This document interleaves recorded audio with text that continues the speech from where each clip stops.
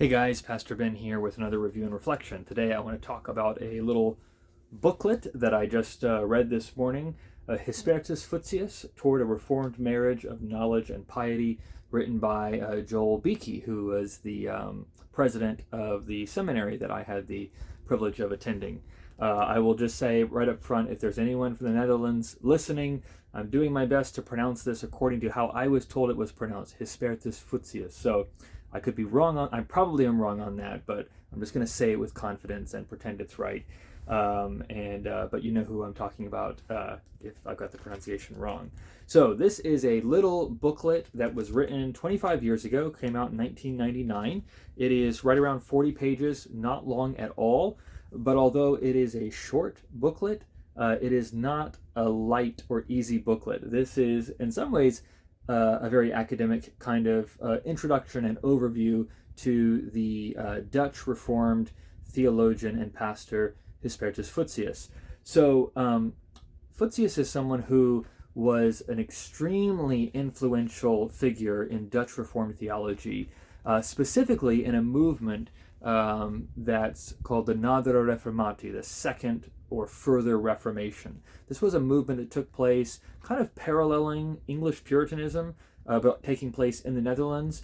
And Voetius was a very significant theologian. So the comparison that Dr. Beeke makes in the book is to say that if you're trying to figure out, who would be someone of a stature of a Voetius in this movement, it would be like John Owen for the English Puritans. So someone who has a tremendous output, very prolific ministry, tremendous amount of influence, and a depth and breadth to his theology and thinking that is really staggering. So someone who was a tremendous influence and theologian, a towering figure, but someone who by and large has been forgotten today.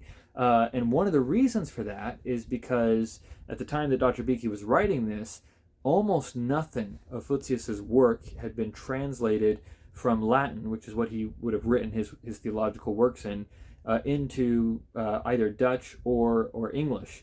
Some things have been translated into Dutch, but very few things have been translated into English. And a lot of his major works, his kind of multi-volume works, are still locked in Latin for those who aren't able to read or access them. And I just did a quick kind of search. Again, like I said, this was written 25 years ago, just to see what has changed since then, because maybe it's because I went to the seminary that Dr. Beeke is part of, but this is certainly a name that I came across and that would hear mentioned, although I never have read him.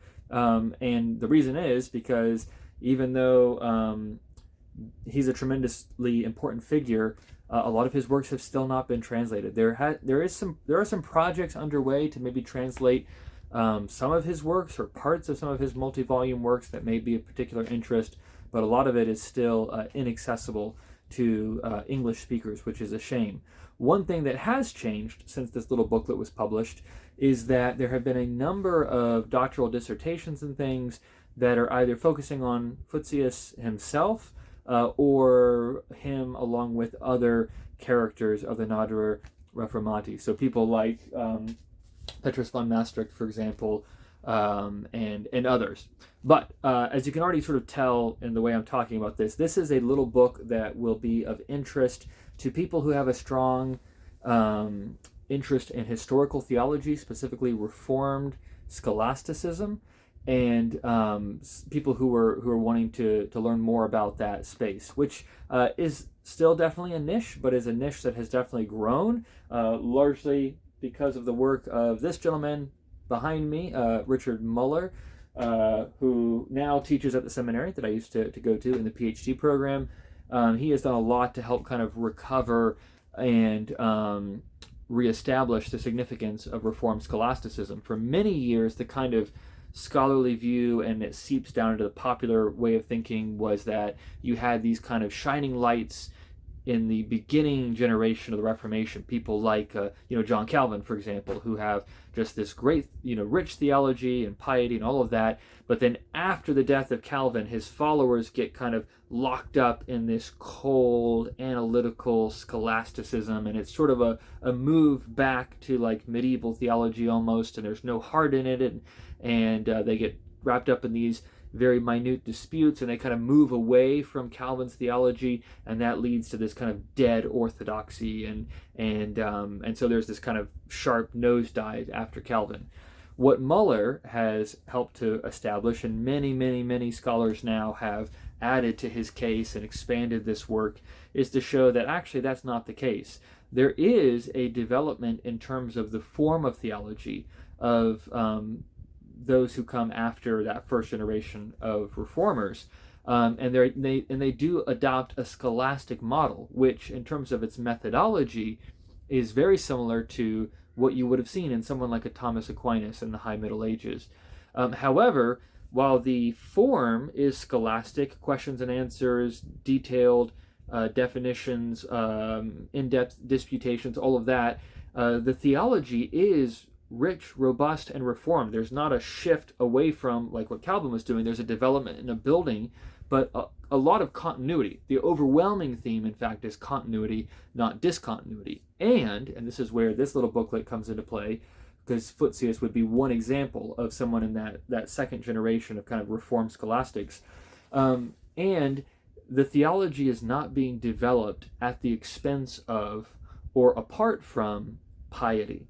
In fact, what you find in Reformed scholasticism generally, in the theologians of the Dutch Nadere Reformati more specifically, and in the writings of Gisbertus Voetius as a particular example, is a marriage of knowledge and piety. In fact, one of the kind of figures that influenced Voetius and many others in the Netherlands was the English Puritan William Ames, who came over and taught, I believe, in Rotterdam for a good number of years. And Ames had the famous definition of theology as being a life lived to God, if I'm remembering right. I'm going off of my memory here. So, but basically the idea that theology is about how we live, and it's about how we live toward God, in imitation of God, to glorify and to enjoy God, if I can kind of borrow language from the Westminster Shorter Catechism. So knowledge, life, piety, it's all wrapped together. The head, the heart, and the hands, it's all involved.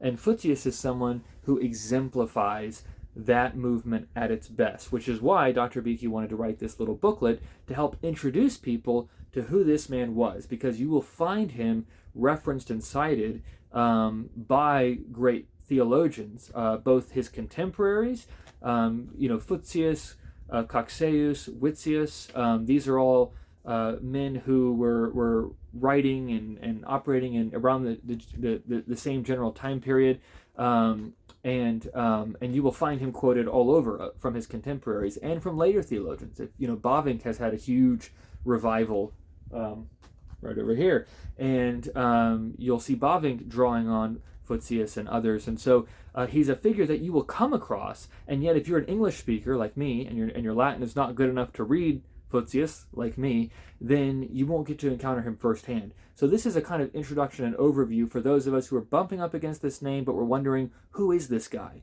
and what does he have to offer the church today?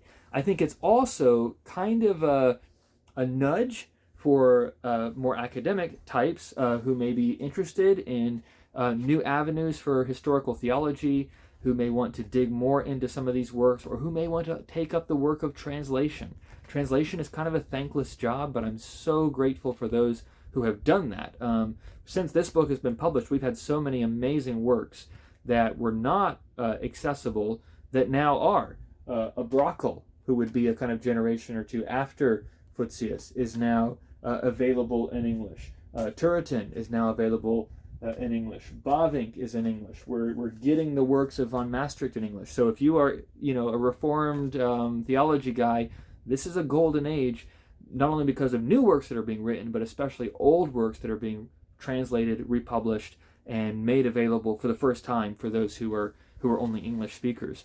And so I think part of the hope, I'm guessing, of this book, and certainly something that I would encourage anyone listening to this who does have a gift with languages, who does have a heart for study, who does want to see the best of Reformed scholasticism, that marriage of Reformed theology, knowledge, and piety brought together, Voetius would be someone well worth working on, because we need more of what he has to offer.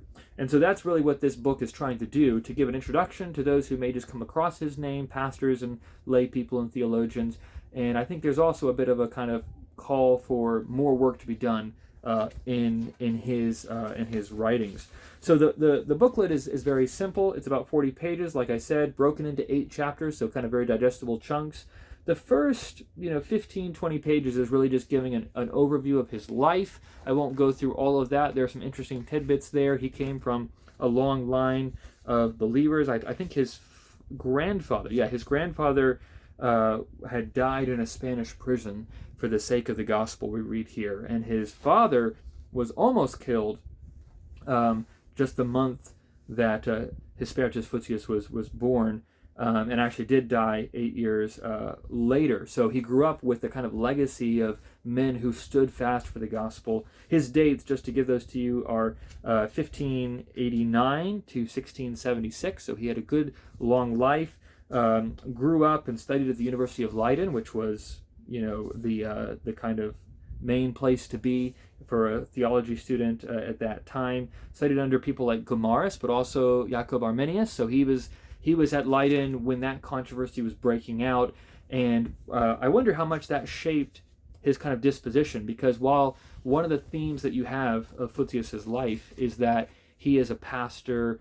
And he, at one point they were talking about, he was ministering at a church. He would preach 8 times a week. So I'm assuming, twice on the Lord's Day, once a day on the weekdays. I mean, that's astonishing. He's doing counseling. He's doing catechism classes. He's discipling orphans.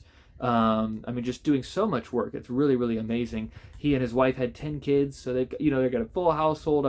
But at the same time, he's very theologically minded, and he's always engaged in these debates and disputes. So he would have, today we have these kind of blog debates back and forth, and theologians go, back and forth with each other. That's not really a new thing. It was very popular in the 16th and 17th centuries to have these pamphlet wars, they were sometimes called, where you would have debates going back and forth as they're writing not necessarily full-length treatises, but pamphlets going back and forth over different theological issues.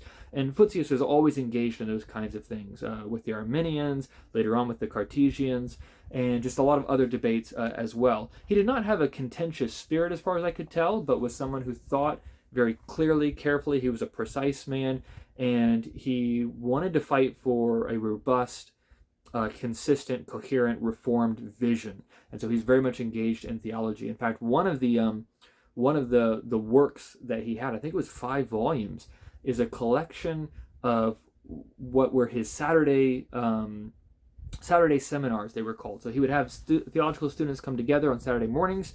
He would give them a topic and kind of appoint people to argue different sides of that topic, give them some instruction on how they should do that, let them argue, and then he would sort of write up like the summary of those disputations. Again, that's a very scholastic way of doing education, a phenomenal way of helping people really learn and grasp material. And so he's doing all of those kinds of things. But he's also doing a lot of constructive theology. He wrote numerous volumes in terms of theology itself, of course, but also ethics, going through the 10 Commandments, church order, dealing with all sorts of questions, whether it's worship questions or membership or how to use spiritual gifts or fasting. Just all sorts of things. So he's doing all of that kind of work. And he's also very significant. One of the things that people have done a little bit more work on in the last few years is Voetius as a missiologist. So missiology, the study of Christian missions, is something that has really begun to flourish and flower in the 20th century.